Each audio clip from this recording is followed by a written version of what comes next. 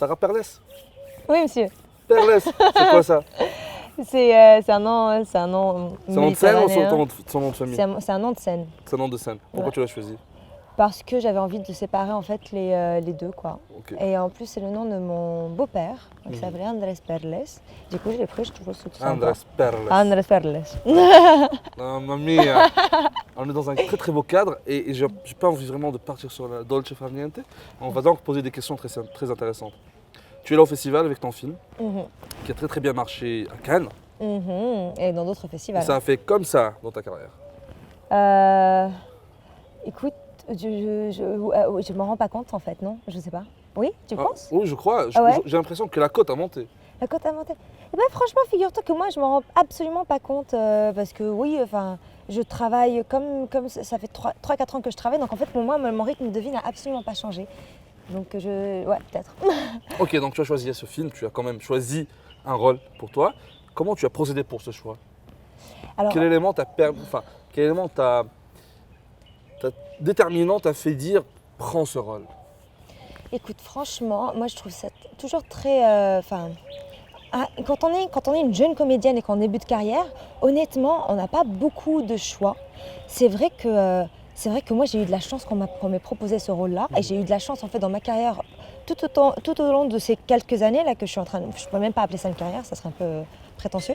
Mais j'ai eu de la chance, en fait, qu'on m'ait proposé des rôles de fou, quoi. Et c'est que de la chance. C'est pas moi, j'ai dit à toi, je vais te choisir, t'as à moi, tu vois. Je pouvais pas faire ça. Non, parce que Mais c'est vrai que j'aurais pu refuser si le... Moi, j'ai refusé des projets. Mais j'aurais pu refuser si j'avais pas une connexion avec Mariam, si le scénario n'était pas bon ou là, ça me convenait pas. Et là, pour le coup, Mariam Benbarak, on a eu une super connexion dès le début. Le scénario était magnifique. Enfin, on voyait du potentiel déjà dès le début de la préparation. Donc, c'était impossible pour moi de dire non, je vais pas faire ça, quoi. non, parce qu'en plus des choix de rôle dans le cinéma, j'ai vu cette série allemande, j'arrive même plus à prononcer le nom. The team. Le team, il y avait à côté un grand nom comme ça en allemand. Et même moi, je sais pas le prononcer. Non, j'étais surpris parce que j'étais en train de suivre la série comme ça et puis ah non mais je la connais. C'était comme ça. Et c'était un rôle très différent parce que tu as joué le rôle de l'arabe, de Syrie, Ouais, qui vient là protéger le patrimoine de son pays. ouais, c'est vrai. Ouais. Est-ce que c'est un choix de conscience, politique aussi encore une fois, ou c'était juste un rôle challengeant pour toi? Ah, mais c'était un challenge de fou, quoi.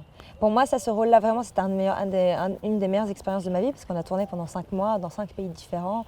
Et c'était la première fois que j'avais un rôle d'une telle importance. Je suis sur les 8 épisodes. Ouais, j'ai encore une fois une chance énorme, quoi. Enfin, vraiment, j'ai une bonne étoile, une bénédiction divine sur moi parce que ce rôle-là aurait pu être encore un autre cliché sur les réfugiés syriens. Et non, ils ont fait un effort spécial. C'était vraiment, pour moi, j'avais l'impression d'incarner une super-héros arabe, ce qui était un honneur. Voilà. Le spectateur marocain t'en découvert réellement avec Nordin Khmari dans Burnout. Mhm. C'est un rôle. Au début, on se dit, mais qu'est-ce qui se passe dans sa tête? Et vers la fin, non, c'est un rôle dans lequel tu exploses émotionnellement. Mhm. Est-ce que tu aimes ce genre de rôle ou J'adore ça. Moi, j'aime être sur un plateau, j'aime jouer. Et plus il y a un challenge, plus c'est intéressant pour moi. La vérité, maintenant, j'aimerais beaucoup faire des... Comédie? Ouais. Ah, toi, tu veux t'amuser surtout? Ouais, j'ai envie de m'éclater. Voilà. T'as envie de dire des blagues, de raconter des conneries et que ça passe devant l'écran. Voilà, c'est tout. Faire les trucs les Sauf plus que ça marche pas ridicules. comme ça, non? Non. Bah, il faut trouver un très bon scénario comique, quoi. Mais c'est vrai que je rêve de faire ça. Après, entendons-nous bien, j'aime les rôles de drame et tout ça. Je me complais dedans. Mais c'est vrai que là, ça fait quoi? Je crois que la dernière comédie que j'ai faite, c'était quand j'étais au cours Florent pour une scène de théâtre, quoi. Donc c'est vrai que j'aimerais beaucoup... Beaucoup de personnes oublient que pour être un bon acteur devant une caméra, il faut faire un bon acteur sur une scène devant un grand public. Ou un petit, mais un spectateur directement, c'est quand même très dur. J'aurais adoré dire que oui, il faut une formation, c'est comme ça. Mais en fait, quand tu te rends compte que l'actrice principale de Sophia n'a aucune formation, elle a fait un peu de théâtre amateur, mais elle n'a aucune formation devant la caméra, rien du tout, et qu'elle est sublime sur l'écran, tu te dis, le monde il est injuste. Parce que Non, peut-être qu'elle est vraiment douée, hein, ou non, surdouée. mais elle est douée, elle est super douée. Maha Alemi, c'est une fille avec qui j'ai beaucoup appris. Mais voilà, c'est l'exception, on va dire, qui confirme la règle. À savoir, oui, idéalement faire une formation, savoir de quoi tu parles et ce que tu fais et avoir une technique.